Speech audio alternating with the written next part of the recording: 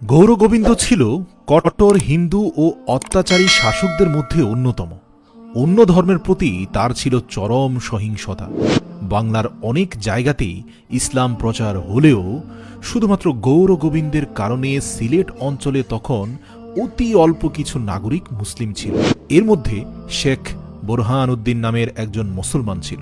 তিনি ছিলেন অত্যন্ত ধার্মিক, কিন্তু তার কোনো সন্তান ছিল না। তিনি সর্বদা আল্লাহ রব্বুল আলামিনের কাছে একটা সন্তানের জন্য প্রার্থনা করতেন। রাত জেগে তাহাজ্জুদ পড়ে আল্লাহর কাছে দোয়া করতেন, হে প্রভু, যদি আমাকে একটা সন্তান দান করেন তাহলে আমি অবশ্যই একটি গরু জবাই দিয়ে প্রতিবেশী অসহায়দেরকে পেট ভরে খাওয়াবো। একসময় আল্লাহ তাআলা তার প্রার্থনা কবুল করলেন। বোরহান উদ্দিনের ঘরে জন্ম নিল একজন পুত্র সন্তান। মানত অনুযায়ী এবার গরু কোরবানি দেওয়ার পালা। কিন্তু কট্টর হিন্দু রাজা গৌরগোবিন্দ এর এলাকায় গরু জবাই করা ছিল নিষিদ্ধ। তবুও যেহেতু তিনি আল্লাহ রাব্বুল আলামিনের নিকট মানত করেছেন, অন্য মতে আকিকার নিয়ত করেছেন, সুতরাং তিনি গরু জবাই দিয়েছিলেন। দীর্ঘ আকাঙ্ক্ষিত সন্তান পেয়েছেন তিনি, তাই গোপনে গরু জবাই দিয়েই ফেলেন। কিন্তু সেটা আর গোপন থাকল না। কোনো না কোনোভাবে এই কথাটি চলে যায় গৌরগোবিন্দের কানে। কথিত আছে ইবলিস শয়তান কাকের সুরত নিয়ে সেই বোরহান উদ্দিনের জবাই করা গরুর মাংসের এক টুকরো গৌরগোবিন্দের রাজপ্রাসাদের সামনে গিয়ে ফেলল, এবং এখান থেকে গরু জবাইয়ের কথা প্রকাশ পেয়ে যায়। গৌরগোবিন্দ তল্লাশি করে বের করে নেয় সেই গরু মূলত বোরহান উদ্দিন নামের এক ব্যক্তি জবাই করেছে। তারপর গরু জবাইয়ের অপরাধে বোরহান উদ্দিনকে গ্রেপ্তার করা হলো অমানসিক নির্যাতন। কারণ গরু জবাই তখন তার রাজ্যে নিষিদ্ধ ছিল। কোন সাহসে সে এই কাজ করল এটি গৌরগোবিন্দ জানতে চাইল। তারপর বোরহান উদ্দিন নিজের সন্তানের আকিকা এবং ইসলামী শরীয়তের বিধিবিধানের কথা খুলে বলল এবং আল্লাহর কাছে কৃত মানতের কথা জানালো। সন্তানের জন্য গরু জবাই করা হয়েছে শুনে সেই নিষ্ঠুর রাজা গৌরগোবিন্দ বোরহান উদ্দিনের সামনে তার শিশু সন্তানকে এনে নৃশংসভাবে জবাই করে হত্যা করল। শুধু এখানেই থেমে থাকেনি। ক্ষিপ্ত গৌরগোবিন্দ বোরহান উদ্দিনের দুটি হাত কেটে দিল, কেননা এই হাত দিয়ে সে গরু জবাই করেছিল। শোকার্ত ও ক্ষুব্ধ বোরহান উদ্দিন গেলেন বাংলার তৎকালীন শাসক শামসুদ্দিন সিরাজ শাহ এর নিকট এবং সেখানে গিয়ে নিষ্ঠুরতার কথা তাকে জানালেন এবং সেই সাথে জানালেন গৌরগোবিন্দের নিষ্ঠুর অত্যাচার, নির্যাতন ও ইসলাম বিদ্বেষের কথা। সিরাজ শাহ সব শুনে তার ভাগ্নি সিকান্দার গাজীর নেতৃত্বে এক সৈন্যবাহিনী প্রেরণ করেন গৌরগোবিন্দকে পরাজিত করে সিলেটের নিয়ন্ত্রণ যাতে তারা নিতে পারে। গৌরগোবিন্দ ছিল জাদুবিদ্যায় পারদর্শী। তার কালো জাদু শত্রুপক্ষকে ঘায়েল করে দিতে পারত।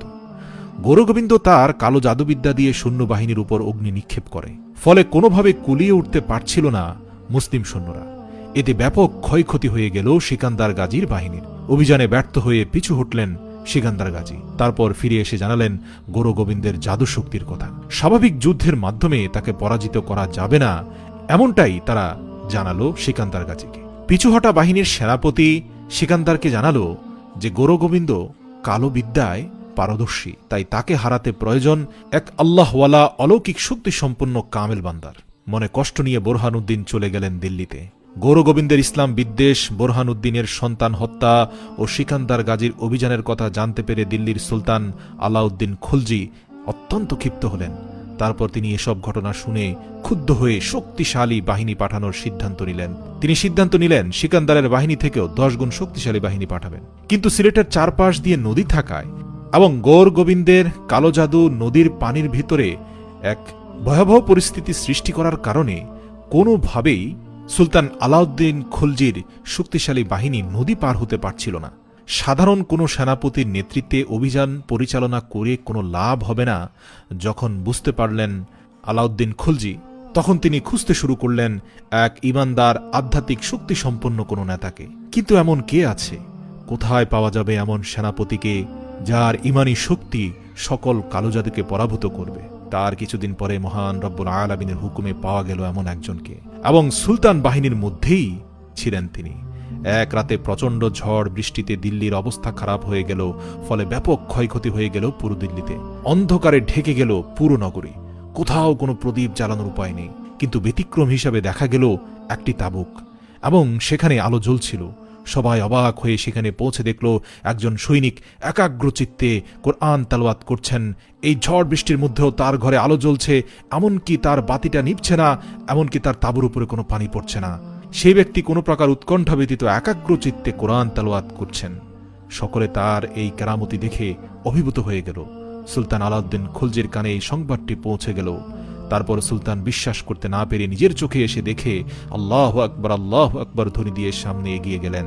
অতঃপর জানতে পারলেন সেই আল্লাহর কামেল বান্দার নাম ছিল সৈয়দ নাসিরউদ্দিন। আলেমরা পরামর্শ দিলেন যে সৈয়দ নাসিরউদ্দিনের নেতৃত্বে অভিযান পরিচালনা করা হোক। এতে রাজা গৌরগোবিন্দর জাদুবিদ্যার মোকাবেলা করে সিলেট জয় লাভ করা সম্ভব হবে। তারপর আলেমদের কথায় সুলতান সম্মতি দিলেন, সৈয়দ নাসিরউদ্দিনকে সেনাপতির দায়িত্ব দিয়ে পাঠানো হলো। এদিকে বোরহানউদ্দিন দিল্লিতে নাজিমউদ্দিন রাহিমাহুল্লাহ আলাইহি এর দরবারে উপস্থিত হলেন। সে সময় তার দরবারে উপস্থিত ছিলেন জগৎ বিখ্যাত আলেমে দ্বীন ওয়ালিয়ে কামেল হযরত শাহজালাল রহমতুল্লাহ আলাইহি। নিজামউদ্দিন রহমতুল্লাহ আলাইহি এর মাধ্যমে বোরহানউদ্দিন জানতে পারল শাহজালাল রহমতুল্লাহ আলাইহি এর জ্ঞান ও ইবাদতের অভিজ্ঞতা এবং অত্যাধিক শক্তির কথা। বোরহানউদ্দিন নিজের কাহিনী তার নিকট বর্ণনা করলেন। শাহজালাল রহমতুল্লাহ আলাইহি সিলেটে আসার সিদ্ধান্ত নিলেন। নিজামউদ্দিন রহমতুল্লাহ আলাইহি এক জোড়া কবুতর ভালোবাসার নিদর্শন স্বরূপ শাহজালাল রহমতুল্লাহ আলাইহিকে উপহার দিলেন। কবুতর জোড়া তিনি পোষা পাখির মতোই পুষতে লাগলেন। পরবর্তীতে জালালি কবুতর হিসেবে প্রসিদ্ধ হয় এই দুটি কবুতর। এগুলো হযরত শাহজালাল রহমতুল্লাহ আলাইহি এর মাথার পাশ দিয়ে উড়ে যেত। হাত পাতলে তারা এসে হাতের উপর বসত। স্বল্প দিনের মধ্যে এই কবুতরগুলোর সংখ্যায় অনেক বেড়ে যায়। এদের এখনও শাহজালাল রহমতুল্লাহ আলাইহি এর মাজার শরীফে গেলে দেখা যায়। হযরত শাহজালাল রহমতুল্লাহ আলাইহি ইয়েমেন থেকে 12 জন সঙ্গী সহ রওনা করলে তার আধ্যাত্মিকতায় মুগ্ধ হয়ে অনেকেই তার শিষ্যত্ব গ্রহণ করার জন্য আগ্রহ প্রকাশ করেন। এভাবে দিন দিন তার বাহিনীর সংখ্যা বেড়ে গিয়ে হয়েছিল 240 জন। এই 240 জন অনুসারী নিয়ে তিনি সিলেটে আসার চূড়ান্ত সিদ্ধান্ত নেন। আলাউদ্দিন খিলজি এর পৌরিত সেনাপতি সৈয়দ নাসিরউদ্দিন এর সাথে দেখা হলো হযরত শাহজালাল রহমতুল্লাহ আলাইহি এর। শাহজালাল রহমতুল্লাহ আলাইহি এর সম্পর্কে জেনে তার শিষ্যত্ব গ্রহণ করলেন আরেক পীরে কামেল সৈয়দ নাসিরউদ্দিন।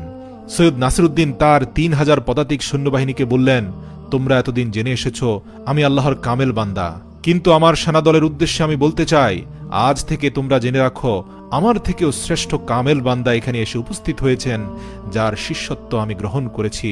তিনি আর কেউ নন, হযরত শাহজালাল ইয়ামানি রহমতুল্লাহ আলাইহি। অতঃপর সৈয়দ নাসিরউদ্দিনের পুরো 3000 পদাতিক সৈন্য হযরত শাহজালাল রহমতুল্লাহ আলাইহি এর সামনে তার শিষ্যত্ব গ্রহণ করল।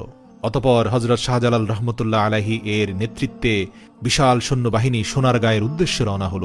সোনারগাঁয়ে এসে সিকান্দার গাজী এর সাথে সাক্ষাৎকার করলেন। সিকান্দার গাজী সিলেট ও রাজা গৌরগোবিন্দ সম্পর্কে তাদেরকে অবহিত করলেন। তার কালো বিদ্যা এবং কিভাবে সে পুরো রাজ্যে কালো জাদু দিয়ে সবাইকে বশ করে রেখেছে পুরো ঘটনা খুলে বললেন। শাহজালাল রহমতুল্লাহ আলাইহি পুরো ঘটনা জানতে পারলেন এবং সিকান্দার গাজীকেও নিজেদের সাথে আসার জন্য অনুরোধ করলেন। এভাবে তাদের সৈন্য সংখ্যায় আরও 360 জন নতুন করে যুক্ত হল। বিশাল মুসলিম বাহিনী সামনের দিকে অগ্রসর হওয়ার খবর পেয়ে রাজা গৌরগোবিন্দ ব্রহ্মপুত্র নদীতে সকল প্রকার নৌকা চলাচল বন্ধ করে দিলেন।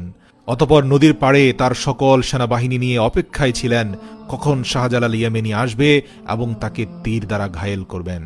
আর যখন হযরত শাহজালাল রহমতুল্লাহ আলাইহি তার অনুসারী নিয়ে নদীর সামনে আসলেন এবং দেখলেন যে নদীর উপরে কালো জাদুবিদ্যার ধোঁয়া, অতঃপর তিনি বিসমিল্লাহ পড়ে হাত দিয়ে ইশারা করা মাত্র সকল অন্ধকার দূর হয়ে গেল। সকল কালো জাদুর ধোঁয়া দূর হয়ে পরিষ্কার পরিচ্ছন্ন হয়ে গেল। দূর থেকে এই দৃশ্য দেখে ভয় পেয়ে গেল গৌরগোবিন্দ। গৌরগোবিন্দ জানতেও পারেনি যে পরবর্তী 1 ঘন্টায় কি ঘটতে চলেছে। অতঃপর সকল নৌকা ডুবিয়ে দেওয়ার কারণে হযরত শাহজালাল রহমতুল্লাহ আলাইহি মহান রব্বুল আলামিনের হুকুমে জানাজার উপরে বসেই নৌকার মতো করে নদী পার হলেন এবং এই দৃশ্য দেখে সেখান থেকে তাৎক্ষণিক পালিয়ে যাওয়ার সিদ্ধান্ত নিলেন রাজা গৌরগোবিন্দ। তবে এই ব্যাপারে ইতিহাসবিদদের মধ্যে যথেষ্ট মতপার্থক্য রয়েছে। কেউ কেউ বলছেন হযরত শাহজালাল রহমতুল্লাহ আলাইহি নৌকা নিয়ে পার হয়েছিলেন, আবার কেউ কেউ বলছেন তিনি জানাজায় বিসমিল্লাহ পড়ে বসেছিলেন, আল্লাহ পাকের হুকুমে জানাজা দিয়েই তিনি নদী পার হয়েছিলেন। যাই হোক, হযরত শাহজালাল রহমতুল্লাহ আলাইহি এর ভক্তদের মতে তারা সবাই জানামাজে চড়েই নদী পার হয়েছিলেন। আল্লাহ আকবার, আল্লাহ ভালো জানেন। হযরত শাহজালাল রহমতুল্লাহ আলাইহি এর সঙ্গীদের নিয়ে ব্রহ্মপুত্র নদী পার হওয়ার পর রাজা গৌর গোবিন্দ দক্ষিণ সীমা হবিগঞ্জের দিনাপুরা পরগনায় উপস্থিত হলেন। পলায়নরত গোবিন্দের কিছু সৈন্যরা তীর দিয়ে আক্রমণ করলেও কোনো প্রকার ক্ষয়ক্ষতি ছাড়াই শাহজালাল রহমতুল্লাহ আলাইহি সামনের দিকে অগ্রসর হতে সক্ষম হলেন। যেহেতু গৌর গোবিন্দ ইবলিসের খাস অনুসারী ছিল, তাই শয়তান গৌর গোবিন্দকে প্ররোচনা দিল, তুমি তোমার কালো জাদু বিদ্যা ব্যবহার করো এবং শাহজালালকে প্রতিহত করো। অতঃপর রাজা গৌরগোবিন্দ এক বিশাল লৌহ ধনুকে জাদুমন্ত্র করে শাহজালাল রহমতুল্লাহ আলাইহি এর কাছে পাঠায় এবং শর্ত দেওয়া হয়, কেউ যদি উক্ত ধনুকের সাহায্যে তীর মারতে পারে তাহলে গৌরগোবিন্দ রাজ্য ছেড়ে চলে যাবে। শাহজালাল রহমতুল্লাহ আলাইহি তার সকল সেনাবাহিনীর লোকদের উদ্দেশ্য করে বললেন, যে ব্যক্তি কখনো ফজরের নামাজ কাজা করেনি বা বাদ দেয়নি, একমাত্র সেই ব্যক্তি পারবে এই বিশাল লৌহ ধনুক দিয়ে একা তীর মারতে। তারপর খুঁজে এমন হুবহু একজনকে পাওয়া গেল এবং সেই ব্যক্তি হল সৈয়দ নাসিরউদ্দিন।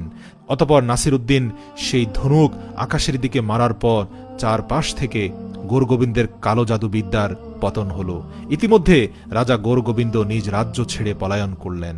1303 সালে প্রায় বিনা যুদ্ধে মহান রব্বুল আলামিনের হুকুমে সিলেট নগরীতে শাহজালাল রহমতুল্লাহ আলাইহি এর নেতৃত্বে কালেমায়ে তৈয়বা লা ইলাহা ইল্লাল্লাহু মুহাম্মাদুর রাসূলুল্লাহ এর ধ্বনি মুখরিত হল এবং তারই কিছুক্ষণ পরে ইতিহাসের সর্বপ্রথম সিলেটের জমিনে ধ্বনিত হল আজানের সুর।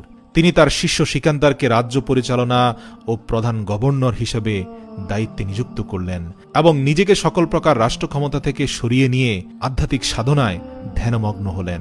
সিকান্দার শাহ প্রথম এই জায়গার নাম শিহরত থেকে জালালাবাদ রাখলেন।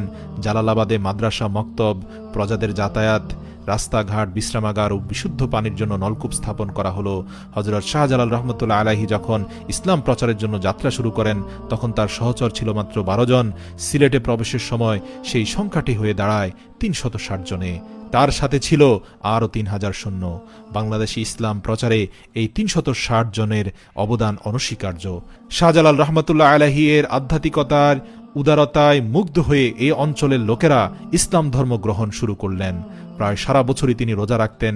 তিনি আহার করতেন খুব সামান্য। বিভিন্ন স্থানে ঝটিকা সফরে বের হতেন ধর্ম প্রচারের জন্য। সারা জীবন কঠোর পরিশ্রম ও অবিশ্রান্ত সাধনার ফলে ক্রমান্বয়ে তিনি দুর্বল হয়ে পড়লেন। হঠাৎ স্বাস্থ্যের অবনতির ফলে তিনি বুঝতে পেরেছিলেন তার উপর ন্যস্ত করা দায়িত্বের পরিসমাপ্তি হয়তো আল্লাহ তাআলা করে দিয়েছেন। তিনি তার সকল শিষ্যগণকে ডেকে পাঠালেন, সকলকে ইসলামের সুমহান আদর্শের প্রতি অবিচল থাকতে এবং ইসলামের প্রচারকে কোনোভাবে বন্ধ না করতে নির্দেশ দিলেন। দাওয়াতি কাজকে উত্তরোত্তর চালিয়ে যেতে বললেন। 740 হিজরি সনের 1346 খ্রিস্টাব্দে জিলহজ মাসের 22 তারিখে রোজ শুক্রবার হযরত শাহজালাল রহমতুল্লাহ আলাইহি শরীর খুবই খারাপ হয়ে যায়।